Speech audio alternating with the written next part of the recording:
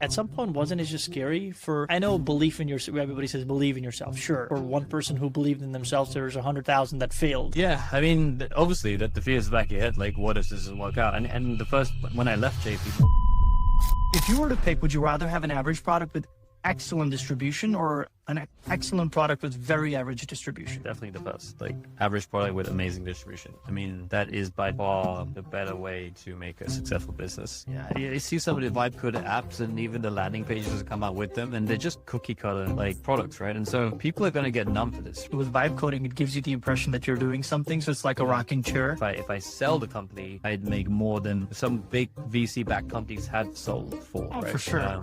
In terms of like what a founder would get at the end of the day. Every founder has a theory, right? They think, this would be cool. I think this can work. I think this will do well. When you build a company and you actually see your theories effectively translating to real life problem solving and revenue and successes, you actually in hindsight look back and you think, I was right. And if you told yourself you are right a lot earlier, probably, would have been able to battle through a lot of things.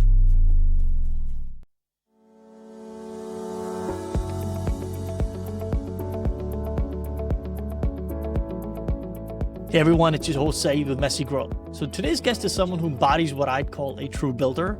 Elston Baretto is the founder and CEO of Tiinyhost, product first operator who went from writing code at JP Morgan to leading engineering teams to becoming a CTO and now building his own company from the ground up.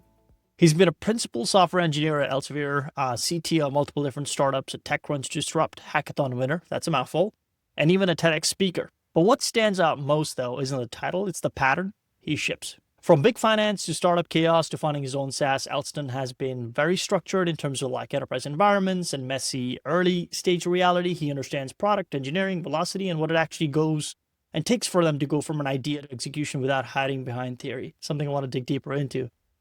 Today, we're going to be talking about building in public, which he's doing that already, disruption in a world where AI has kind of lowered the barrier to entry and what it really means to be a chief shipper.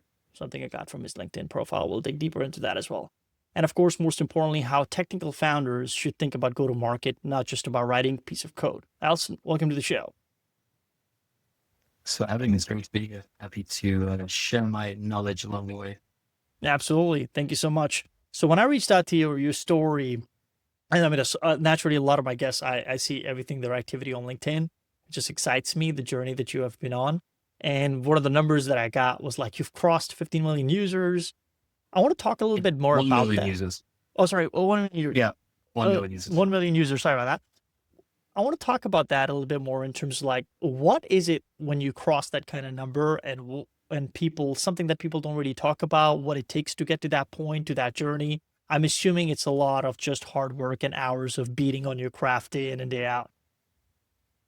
Yeah, no, it is. And I think people see the tip of the iceberg on Twitter a lot of times. So it's basically just, this person's got 1 million users or across whatever revenue milestones. But really the journey into scaling anything is literally just about showing up and doing very boring, repetitive tasks. I think that's why people don't, stick through and continue down the road sometimes, right? They get to a certain point, there's a few users, but they don't do what's needed to continue down the road. Like, I'm a big fan of the phrase that if you can find, one user, you can find 10. If you can find 10, you can find 100, you can find 10,000, and so on. But the way you do it is it's different. It's going to change. The product improves, the way the market changes. But a lot of times it's just very repetitive tasks. The buzz and excitement you get from like your launch, your product on launch, sharing on Twitter or Reddit, and the first few users, it's great. It's a lot of high energy.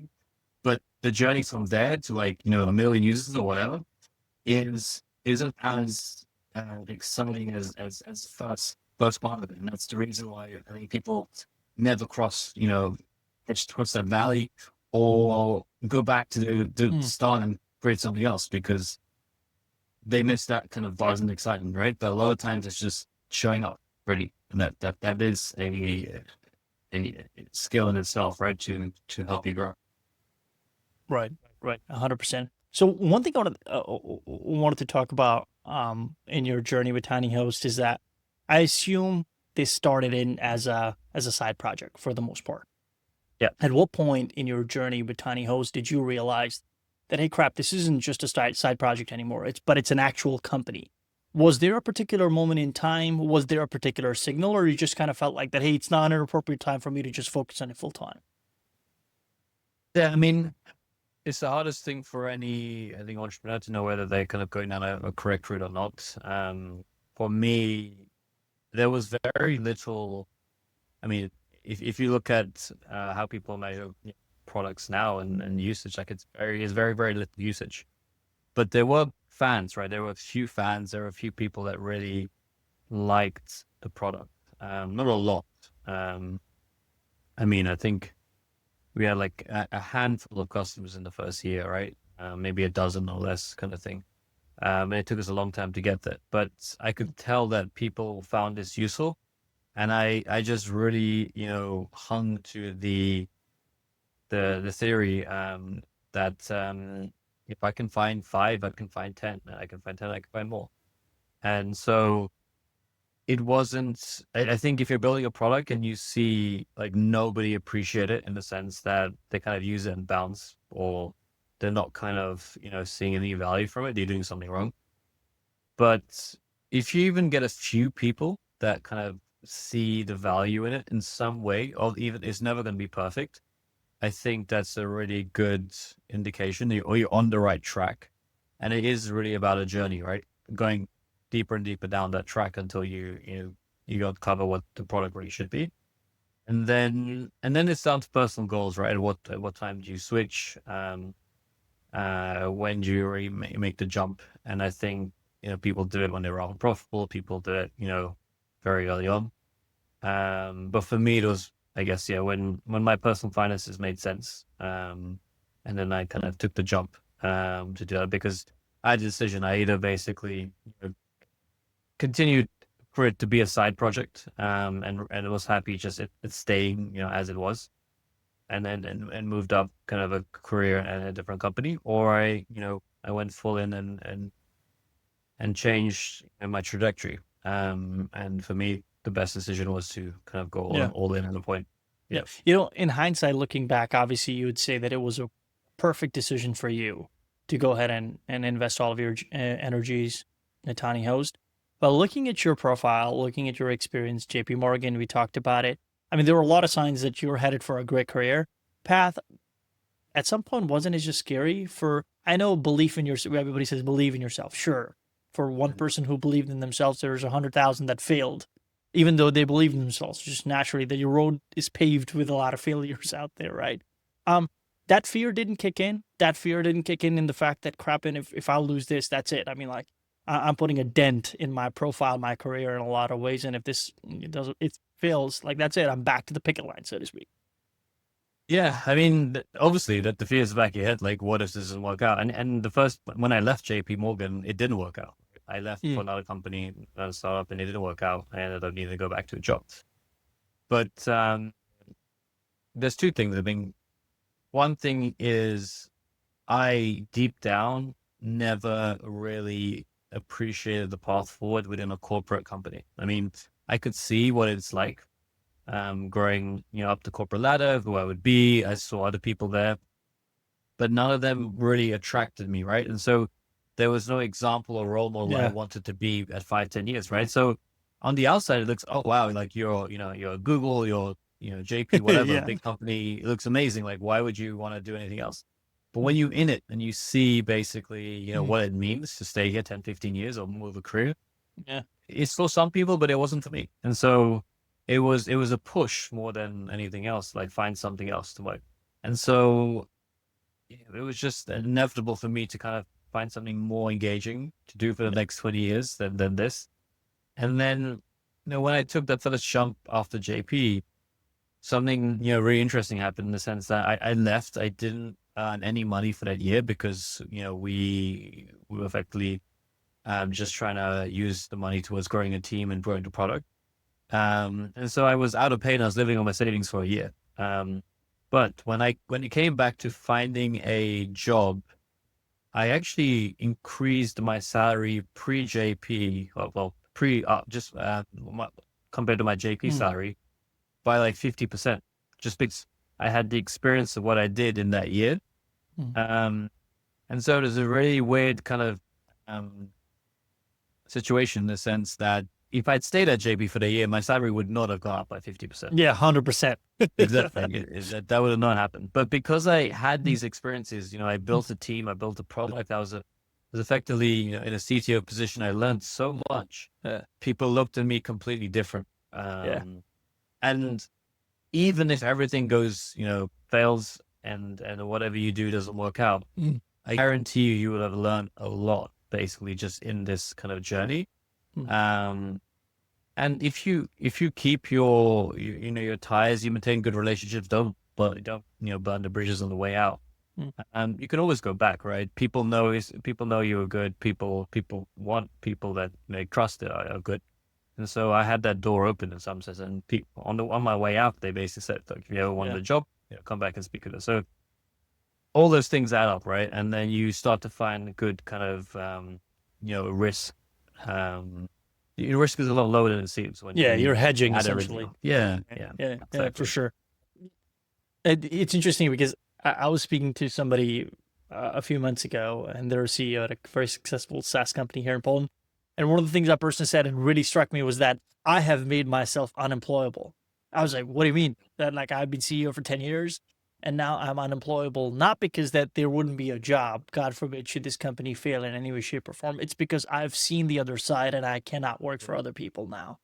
And that really made me, that stuck with me because sure, you can work for other people at a corporation, if you will, but when you start working for your own self and you start to work at a profitable venture, things start to become a little more interesting. You start to see the possibilities. Like you said, like that the pay rise is as much as you like it to be, and you can make it as successful, and there's freedom to do what you want, how you want to, and when you want to.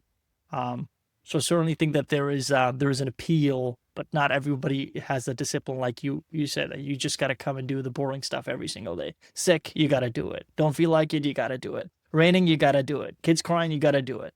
And I think that's that discipline that a lot of people lack. It's not that somebody's figured out a marketing channel, I believe, or somebody has miraculously built a product that is great.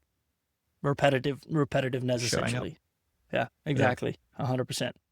So talking about that, I want to, AI, as we've talked about, I said it briefly in the very beginning, has lowered the barrier to entry in terms of anybody can go about build it. You can just go to Base 44 or Lovable, write a prompt. For the most part, for better or for worse, you can get a product built out. I believe that now it's all about distribution. Whoever's going to go to market first or essentially have the distribution figured out is going to be the winner. Is there a single most important distribution insight that unlocked growth for you at Tiinyhost? Or you kind of feel like this was an array of different decisions that led to that? I mean, the way I ended up kind of doing it, and it's in hindsight, it made sense, is I basically tried everything, right? So I tried YouTube, I tried SEO, I tried socials, I tried cold email, and then a few things started kind of working. And really, like for us, SEO ended up making the business a success. But SEO took 6 to 7 months to really see anything organic. And I think for me, your goal as a founder is number one, launch, is get the product out there. People get stuck up and hung on that a lot. They're kind of trying to want to perfect the product. It doesn't really matter as much, and you should be able to get it out quite soon with vibe coding now. And then as soon as you launch, your number one priority is to find a distribution channel that works. That's my opinion. Just one. You don't need 10. You don't need 2. You don't need 3. You just need one that will really, really basically make your business a success on a long-term basis. And once you find that, you just keep on doubling down on that, right? You focus on that.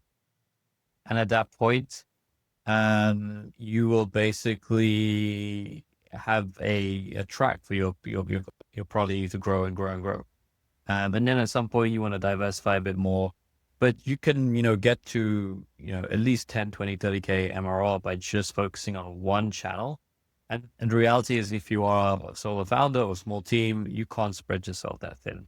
You need to really focus and find something that kind of really works. And a lot of, if you look at a lot of startups, businesses, they all had at least just one thing at the beginning that really, I think, took them somewhere. And then at that point, you're onto something, right? And then That's one of the hardest things I think to solve on that journey. And once you've that, then the other problems are a little easier. But you need that foundation, right? Like product plus a distribution outlet, basically. I feel like that a lot of folks try to emulate bigger companies. They see that they're doing SEO, they're doing socials, they're focusing on Reddit. But it is very difficult for you to compare yourself to a company doing $30, $40 million in recurring revenue because 100%. they have the energy and the time and money to throw at the wall to try to figure out and get more revenue layers. Whereas, it's the same with like somebody was telling me about YouTube, is that you're doing good at YouTube. You don't have to do great at TikTok and Instagram and everywhere else. You're spreading yourself way thin. Just focus on what's working and try to increase the velocity there because it's going to compound, so to speak, if I understand correctly what you're saying. Exactly. It's just 100%. Yeah. And I think you can't copy what a VC-backed company is doing or like a mature 5-year company is doing right now, right? Because they're putting billboards out, they're putting TV ads out. You can't afford those. And reality is it's irrelevant to business and brand, right? So it's really hard sometimes because you need to try to figure out exactly what they did like in the early stages when they first launched. And sometimes that information is kind of buried. But there are some things you can learn and you can probably dig through and then see, where the core is of these. But like if you launch a product, don't try to run a TV ad. Like, you're not going to go far for the most part. You're not going to go that far, unless you have a massive budget like AI.com, I think. Well, then you have other ways to monetize it. Where'd you get the idea for Tiinyhost? Honestly, it was scratching my own itch. I think that's it. I did it I got lucky in the way that I think the industry I picked and things ended up becoming, very beneficial to me because it's a big market. But it's not uncompetitive at any point. It's a very, very fierce and competitive space, I think. For me, it was just scratching my own itch and I didn't find enough products that were easy enough to use. There was some like quite similar products, but what they did that was similar to us was very buried in a big feature set. It was very technical oriented, technically positioned kind of product. And I said it should be easier to do this, and I just basically built prototype and released it, and then I wanted to find out what people would do with it, like how people would use it. And really, I use this as a exercise or something to learn how to market. That was my main goal for this. Like, I want to build something, but I want to make sure I learn how to market it. I didn't intend on this being like, a multi-year kind of thing that I'm just focused on. It was just an exercise for me to learn to market. But if you learn to market and you also have a product that fits like a really good space, it's a combination that it's really powerful. That can really kind of do a lot for you. 100%. So we've talked about that AI has lowered the barrier to entry when it comes to building a SaaS company. What's the new barrier now going into 2026? In what sense? In the sense that now anybody can go ahead and just build out a product, right? Like you talked about it, you can just prototype, or you can just go ahead and vibe code it for the most part. Do you feel like that now, given the fact that the space, everybody's got an app for everything, the space is more saturated, it's more diluted, so to speak. Are we only left with figuring out distribution now? Is that kind of like something that should be front and center for every single founder, every single CEO? It's just figure out how it's all about sales. Like literally you're going back to the basics. It's about the numbers. It's about the dollars that are on the screen at the end of the day. Not about the fact that, you can build out the best app there is from just vibe coding it. Yeah. I mean, honestly, like this is not new. Even when I started Tiny, you could see it happening, right? There are more apps than ever that'll be created. So yeah, I said honestly, when I started Tiny, this was already a thing in the sense that we basically, I could see that when I launched Tiny, there were a lot of products launching in a similar space on the App Store. And so you already had to figure out distribution and stand out. But what AI has done is just basically poured fuel on it. So in the sense that it's really made it even more difficult. So a lot of times, honestly, it's distribution first, I think, and it's turning into that more so than products. And so Mhm. you see a lot of, really smart entrepreneurs basically combine um, a distribution strategy with a product. So you'll partner with an influencer, for example, right? And Yeah. then they'll launch instantly with influencer, and then you have both figured out straight away. But I think, yeah, and that's why it's still a big thing that I say that don't focus on the product as much. Don't spend 6 months or a month, and it's really easy with vibe coding to make that tendency just to build loads of features and that kind of stuff. Yeah. But in reality, like you need something for sure, Yeah. but you need to figure out distribution. It's becoming more and more difficult Yeah. as we grow. So it's Yeah. super important to understand what it is. Yeah. Yeah. I was having this conversation with somebody, and what they said I really liked is that with vibe coding, it gives you the impression that you're doing something. So it's like a Mhm. rocking chair. Um, you get to do something where you're not going anywhere. You just have to figure out the customers, customers, customers. And ideally, if you can get 10 customers, paying customers, or people who would potentially pay, and so you can validate the idea, it's a lot better than just first coding or vibe coding and then going to market. So I do think that the truth is, again, in the basics at the end of the day, right? It's Yeah. revenue. If revenue is not there, you're not going anywhere. Yeah. And So, honestly, like, I see some of the vibe coded apps and even the landing pages that come out with them, and they're just cookie cutter, like, products, right? And so people are going to get numb to this, right? They're just going to yeah. see just even like if you use Lovable, it's kind of obvious a lot of times you've used Lovable. Yeah. And so all these, you just, Style is the same. yeah, the styles and that kind of stuff. And so the way to stand out is actually to just be a bit more unique. Mm.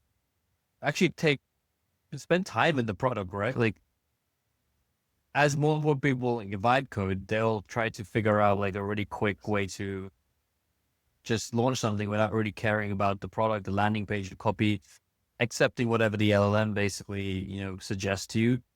But I think it's important to actually really spend time, looking at your landing page or your product or trying to be different in some sense. That does not mean go out and build 20 features because that's going to set you apart or Yeah. spend like a month on it. But it means like if you launch, don't just accept what the AI gives you, right? That kind Yeah. of stuff. Yeah. Yeah. Really think about the problem space a bit more, and you Yeah. tell the AI what to do rather than it telling you what to do, right? Yeah. And then figure out distribution. And I think that should be a byline for a lot of people, because I think that they have outsourced the critical thinking to the LLM Yeah, as opposed to it being the other way around. exactly. It can help facilitate your decision making, narrow it down, but to say, "Hey, I have this, just work out a solution for Yeah. me," you're Make looking me at $1 a very million, right? Like that's not what it's gonna do, really. here's my bank account, turn it Yeah. into a million. That just does not work. Yeah. Um, so talking about that, if you were to pick, we talked about products, right? Products being a differentiator, distribution channels being a differentiator. If you were to pick, would you rather have an average product with excellent distribution or an excellent product with very average distribution? Definitely the first, like average product with amazing distribution. I mean, that is by far the better way to make a successful business. Mm. A bad product with amazing distribution, you see all the time, right? Um, and it is if you want to build a business, that's what you need to pick, right? If you're already like if you consider yourself more of like someone who wants to craft amazing and good products, that doesn't necessarily mean building a business as well, right? They kind of contradict each other. Yeah. There are rare examples where you can have both. To take a lot of effort. Apple Mhm. is one of probably the most famous cases. Good products and also good marketing and distribution. But really, if you can focus, if you need when you need to focus, it's going to be distribution. Yeah. Was there a brand or a product that you were trying to emulate when you were thinking of Tiny? It's like, it would be nice to kind of like just follow in Yeah. their path, so to speak. Like for me, and for instance, I look at Notion. It is a cult at this point, I think, in a lot of ways. Was there something like that for you? Yeah, I think I like the quote that we stand on the shoulders of giants, right? So every product you can name has come from some pre-existing product. Like nothing is really new in a sense. And like Uber, we came from taxis, right? Mm. Meta came from loads of social networks before, and there's a lot of stuff out there. For me, I really admired WeTransfer.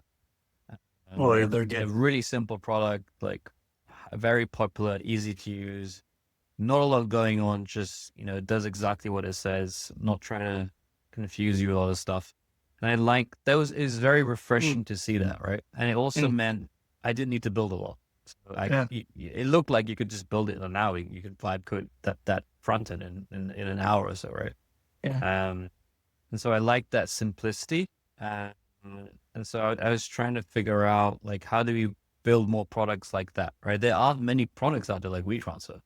The default for a lot of products out there is landing page, sign up, onboarding, then you get value, and then that's like several steps down the journey. Whereas WeTransfer is like a few clicks and then you get the value straight away. And I think that's something I advocate a lot right now. It's try to offer value as soon as possible. That is your goal. That's your goal basically right now. And I think people miss that. Like they try to bury the value behind cool images and videos and that and copy and that stuff. But people just want to get what they need. Yeah. You could always get their email later on. You know what I mean? Yeah, like exactly. That at the very beginning is not really, it's not much of a value add. I think like a tool that I used to use back in the days called Similar Web. I don't know if you have experience with that. All you do is you got to put the website in. It will give you all the details for it. Sure, you can sign up for it, save everything, and there's advantages of that. But the fact that you can get value out of it, just mere value by literally putting in a domain, like you've unlocked something great here. And it's amazing how many products still don't do that, right? And I was very apprehensive at the time. We didn't have a login panel for like the first 2-3 months, basically. I didn't want to collect emails. I didn't want to force people to sign up. Yeah. But at some point we graduated to that. But the value is still very, very quick. And I think that's a really important product philosophy that more people need to think about. Yeah. So you're bootstrapped. I know for a fact, I used to work with a bootstrap company, that bootstrapping comes with an emotional cost that people don't see. What exactly is that? I think it's probably the biggest thing is the slow growth and the lack of resources, right? So it's basically understanding and being patient that you can't grow as fast. You haven't got the resources. And you need to slowly just reinvest, what you have, right? And so that means if you haven't got the capital, you haven't got, the resources to do that, you've got to wait and delay it. And so I think, building Tiny has been a long journey, years, in the making. But if you look at other products, different areas, whatever, that kind of skyrocketed, and you looked at them, and then just because they have, VC capital, right? I mean, Lovable is the biggest example of like 0 to 100 million on like a year. Like it's unheard of, especially in the bootstrapping space. So it's that, right? It's that patience. It's just kind of slowly going through at it. But it's like this momentum that builds up. And for me, it's like this, the faster you can get somewhere, often the higher the risk is that it can how fast it can disappear at the same time, right? Yes. But if you're slow into it, you create these deep roots and you're everywhere, it's very difficult to just disappear overnight. And because you just have all of this like equity or marketing equity around, right? Or growth 100%. equity, whatever. And so, and now we're at a stage where like we're quite well known, but at the same time, I own the entire company. There's no investors to speak to. I don't need to figure out how do I raise. All of that benefits is insane. Like it's way more than the VC. And if I sell the company, I'd make more than some big VC backed companies had sold for. Oh, right? for sure. In terms of like what a founder would get at the end of the day, right? Yeah. And so there's a lot of advantages from that perspective, but it's patience game, and that is what it is. Yeah, patience and showing up. And I don't want to dunk on Lovable. I feel like that the headlines when the first came out, 100 million in like literally in the span of a few months. Yeah, it's great. And they're very enticing and they set the new standard, so to speak. But the problem is you can't follow up on that. There is a hard ceiling for that. There's only a limited amount of time, so to speak, right? You're only going to do this so many times before it goes, well, what now? When's the next 100 coming? And when's the next coming? Exactly. What are the next billion? It's just that. But what you're talking about, that slow growth, that patience, keep doing what you're doing, keep your head down. It might not be flashy headlines on TechCrunch, but I think that a lot of founders, at least the ones that I know, they take that over flashy VC-backed money where I quarterly meetings, let's go meet up. When are you hitting these? That just tires you out, man. Like he's just, I don't see that as waking up at 4 a.m. answering to Slack messages being fun. I mean, if you do it, kudos, good for you. But I feel that would burn you out pretty quickly. And then there is a lot 100%. more life than just chasing numbers. 100%. And I mean, Tiny's not small. My day is busy. My job is busy, but I've never not had the opportunity, needed to miss someone's, like a friend's birthday, or with a wanted to travel or attend a wedding. I have the flexibility and freedom to do that, right? I still have a life in that sense. Yeah. But yeah, if you're in some of these environments, especially if you have a VC or something, it seems like you just have another boss in a sense, and you're on a noose basically, right? That's tightening and tightening if you don't raise 100%. funding. Yeah. And so you're waking up, 4 or 5 a.m. just trying to keep moving, and it's exhausting. This can't be healthy. I mean, especially I don't have kids, so I can't look at. I'm like, it's just tiring. I was watching a couple of YouTube videos of very well-known companies in this space and how they were talking about how to treat some of their people, it's just like the pressure cooker environment. Nah, I'm good. Like I'm fine. I'm okay. I'm okay. Maybe I'm not a hustler anymore, but I don't know. I don't think that's all. There's more to it than just that. And surely it just cannot be numbers at the end of the day. Yeah, that I have come to realize though. I mean, I went to SF last year and I met a few people around it. There are certain people that thrive in that and they love that. Oh, they, for sure. They look for that. Yeah, and so that is the place they should be, right? Yeah. But they're a lot fewer than we think, and I think the whole hustle and grind culture is being very, popularized kind of thing. I don't think, it should be really. Like, there is a place for it, but it shouldn't be like the default, right? Like I need to work 9 to 6, I need to do this, I need to do that, right? Like it's not great. Yeah, I take consistency any day of the week than just volatile ramps of energy that come up with hustle culture. You did say something which was very interesting. Bootstrapped. I have freedom. Have you ever thought about raising? If so, why didn't you? Yeah, I mean, I'm not against it. I think that's the common thing that people think bootstrapping is like a lot of people just completely anti-VC. I think there is a time and space for capital. It's a lot later and a lot less. It should be a lot less of a priority in most situations. Most companies don't require it. Obviously, if you're building robotics or hardware, you need capital, right? Sure. But it really comes down to a personal decision, a personal choice of where the company needs to go, right? And so people forget, like when you raise, the biggest thing people forget and ignore is it comes with strings attached, right? It always comes with strings 100%. attached. Yeah. And they just see the dollar sign. They don't understand the consequence of the attachment, right? And some of them are really strong, some of them are small, right? If you get an angel, probably doesn't care as much. If you get Sequoia or A16, they want big returns. Otherwise, they're effectively gonna see you as a loss. And then you're just gonna be dead tier with this like very dead cap table. Yeah. No one's gonna want to touch you. And so I think for me, like the strings that came attached were never attractive enough to warrant kind of dollar value. I think we've always been profitable in being able to reinvest.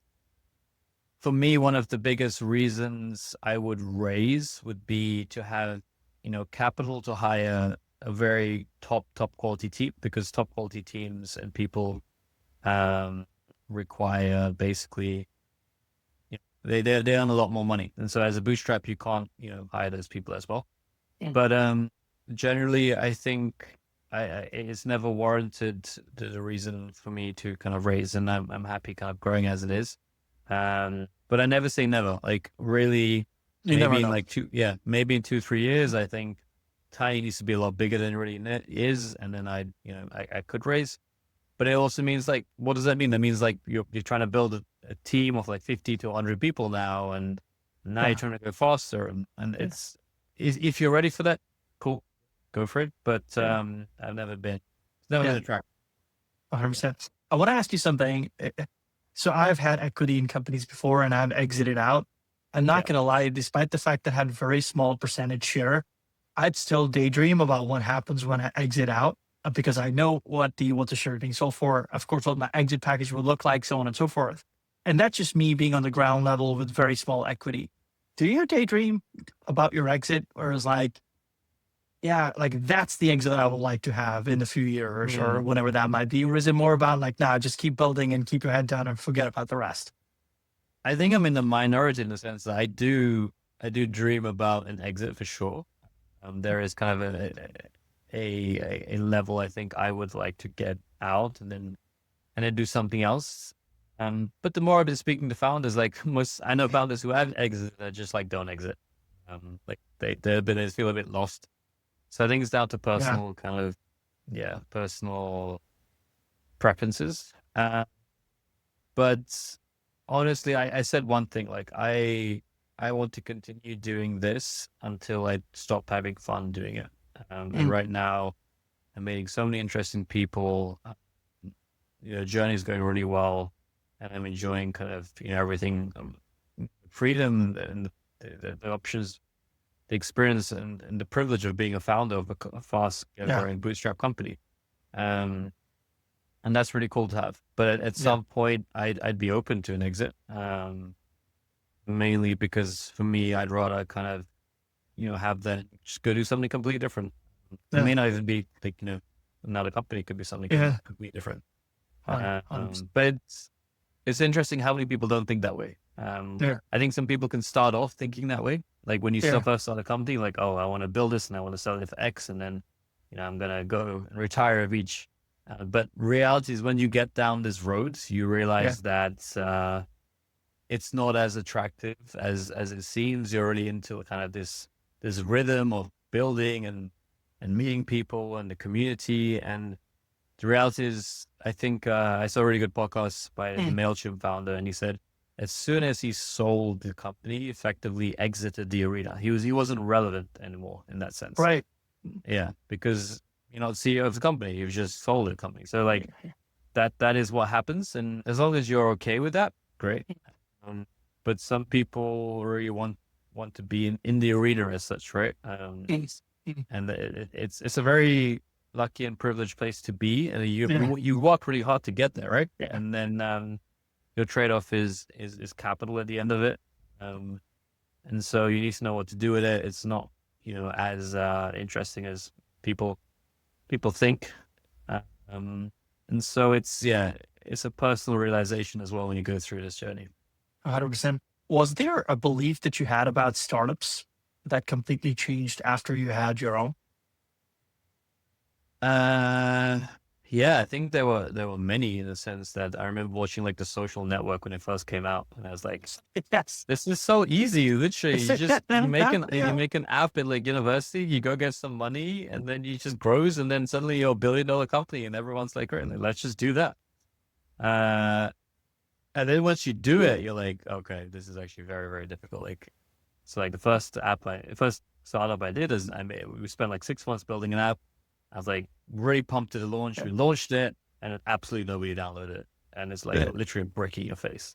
And so, there's all this kind of stuff there. I think it can seem very rosy, and everything is great on the outside, but the reality I found as you're a founder and you go through this process is you have to be in love with the process of solving problems. That is it. You are a very dynamic problem solver. Those are the best entrepreneurs. Whether 100%. It's a tech problem, marketing problem, employee problem, whatever it is, you will always be solving problems. You'll always be firefighting. And even the big companies at Mentor or Google, they're solving even bigger problems. Some political problems, right? And when you're a bootstrapper, you're solving distribution problems, right? So that's basically it. You're just a really good problem solver, and it's an interesting job, but you have to be good at understanding that you will always be solving problems and firefighting. That is your role and responsibility. You better get good at it. Otherwise, you're not going to succeed. Yeah, I think excellently put. You're just solving problems. The only difference is how much of an impact will you make? Is it $1 million one, or is it $100 million one? And it's just the scale changes, but it's the problem. Yeah. There's something that Elon said that I really like is that he said that entrepreneurship is like chewing glass and looking into the abyss. Is that accurate? What is chewing glass? Is that what you said? And yeah, he said Yeah. entrepreneurship is like chewing glass and looking at the abyss. Yeah. That's very dark. I'm still trying to visualize that. But yeah, it is in the sense that, yeah, his problems are like in a complete different realm, right? Oh yeah. But yeah. But I think it is, yeah, you have to have that like positive vision and positivity kind of move forward. But at the same time, you just gotta like get on with it and deal with stuff. Just like 100%. you become very numb. I think that's what people don't say. And numb in a good way, in the sense Sure. that whether you're crashing or doing great, you're like, cool, let's go. Yeah. Just You build give me all of calluses, it. so to speak, right? Like at some point, it's Yeah. just like, yeah, okay, great. I mean, that's where you are. I do want to talk about one thing, a very interesting trend that I'm seeing on LinkedIn. A lot of focusing is being put on content. I've seen CEOs hiring actual content creators that will write on their behalf. Do founders nowadays need to build personal brands, or can you stay invisible and still succeed? I think if you look at social and distribution, there is a lot of evidence that company and brand accounts are not doing as well as bases. I think people are fed up of just, sorry, people are fed up with logos and brands and that thing. Sure. And I think people really want to connect again, right? It's especially because we're so digital, Yeah. and really, online. People want faces, and so there's a lot of trust you build. And so even me, I'm trying to build my LinkedIn a bit more than I would have before. And so I still think, yes, you can build anonymously, but you really put yourself as a disadvantage. Use your face, use your personality, be front and center. Because I think every big company has that face, right? And it's only one face. Like, Yeah, it's center. just one. Like, I mean, Elon runs a lot of companies and there's a lot of people underneath him, but it's just Elon. Like, Right on. OpenAI is a big company, hire a lot of smart engineering people, but it's just Sam Altman, right? Yeah. And in Google, you just think of the CEO, right? Apple is Tim Cook. Like, name me other people already, it's difficult. So like, there's always a face to it, right? It has to be. And I think it's going to become more and more of an advantage if you can have a personality whilst you're promoting a product. Because, as more AI slop and AI generation content comes out there, that's the way to differentiate yourself. Yeah, 100%. I want to ask you a question before we head into a rapid fire round. If you had to bet your own money on one skill that will matter the most for founders in the next 5 years, which one is it? Interesting. Honestly, I still think it's figuring out distribution. Like, I think it's understanding and being very smart and analytical about, what is changing, where the world is. And distribution, if you learned it 5 years ago, it does not apply now. It changes all the time. Yes. Yeah. So you have to really get those like muscles going, or memory of like, how do you figure out distribution? How do you analyze like, social stuff, political things, like trends and that kind of stuff? And that, I think, is a single distribution on it. This is sort of single differentiator between, a good founder and an okay founder. Yeah. I was having a conversation with my wife a couple of days ago where we were talking about something about outbound sales. And I told her that junior person, literally started sales a year ago, has a lot more better understanding of outbound than I do, who's been here 14 years. It's because the playing field is so leveled at this point, is that I don't even have a moat around me anymore. Like that I can have experience. Good for you. But that does not help solve problems. So it's just interesting how much the world has changed and playbooks have changed and shifted. Yeah. Over the years. 100%. So, Elston, this is excellent conversation. Made 10 notes. Rapid fire round, very quick questions and very quick answers. Best advice you've ever received, business or personal? Best advice I've ever received. I think it's basically to find a mentor who is just ahead of you. And people really seem to ignore that. I think you try to get Mark Zuckerberg or whoever to be as a mentor, but it's the same thing you just said, right? They're so away from the front lines, of what it needs to be done straight away and now, that they're never going to be useful to you. You want to find someone who's just basically step over the hurdles that you're experiencing now, because it's fresh in their mind. And it's one of the best things I think you can do to guarantee your success. Very well put. On the flip side, advice you ignored or wish you had listened to. I think I've made that decision. Well, I made a mistake really early on, but it's like just spending way too much, building, like way too much time building basically. And I think my first project and idea was that way. And I think a lot of times people still make the make the mistake and they don't learn the lesson, and you have to do your own way first before you realize that I just need to get this out, like stop building, figure out how do I make the basic version of this and get it out. 100%. What would you tell your younger self, say 7 to 10 years ago? Honestly, I think a lot of people say the same thing. It's just have more confidence in yourself, right? Like really every founder has a theory, right? They think this would be cool. I think this can work. I think this will do well. But when you build a company and you actually see your theories effectively translating to real life problem solving and revenue and successes, you actually in hindsight look back and you think, I was right. And if you told yourself you are right, a lot earlier, you probably, would have been able to battle through a lot of things, right? And so you just become a bit more confident in like your decision making and your radar, right? Your just intuition on things. You trust it more now because you've seen the success of it. Yeah. But really, it probably hasn't changed a lot more than, it was before. You just slowly kind of dialed it up, basically. 100%. 100%. An ongoing challenge in your current work that keeps you up at night.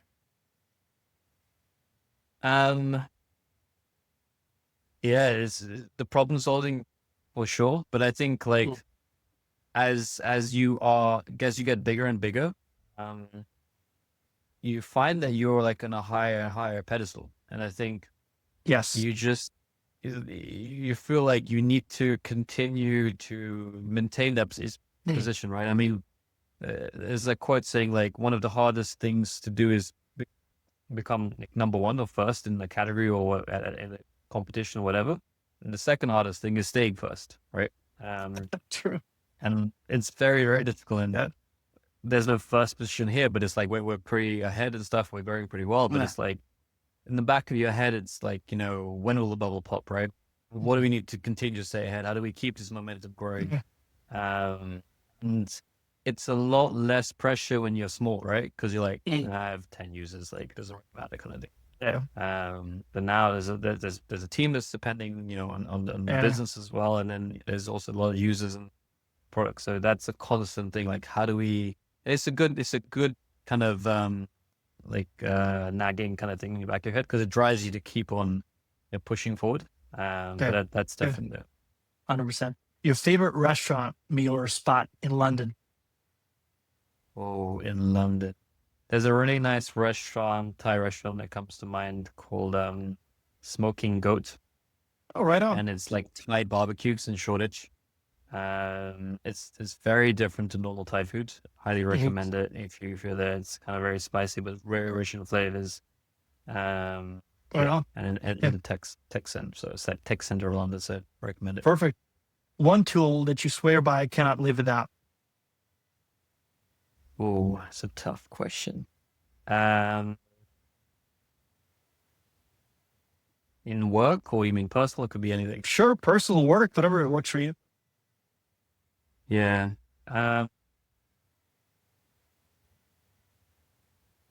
Really struggle. Like there's a lot of tools, I think. There's nothing that like comes out that it disappeared. I mean, in the work community, or in my work, it's Slack, I'd say already. Like I think if we didn't have Slack, like we didn't have Slack for like a while actually, for like probably we didn't have a team, to be honest. But once now we have a team, like we need Slack. Like we can't do what we do with email Slack, or 100%. any other messaging. So Slack is super important. Yeah, 100%. So this has been great. I think it's very valuable, and I'm keeping my finger crossed for Tiinyhost. You guys are doing a great job, and it was a great conversation to have. Where can listeners find you? You can find me on X or LinkedIn. I believe my X handle is x.com/_Baretto. Links probably in the show notes, etc.